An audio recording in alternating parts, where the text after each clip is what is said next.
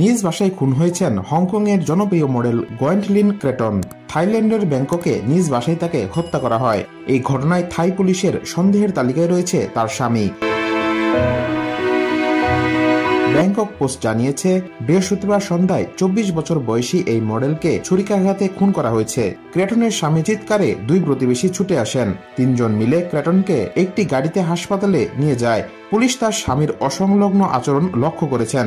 পুলিশকে তিনি বলেছেন, ক্রেটন মানসিক অবসাদে ভুগছিলেন, আত্মহত্যার চেষ্টা করেছেন। তবে চিকিৎসকেরা বলছেন আত্মহত্যা নয়, তাকে খুন করা হয়েছে।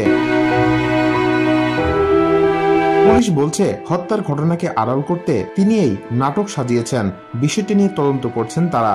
2018 সাল থেকে মডেলিং এর সঙ্গে যুক্ত রয়েছেন ক্রেটন। হংকংয়ে কয়েক বছর মডেলিং এর পর ব্যাংককে পাড়ি জমান তিনি।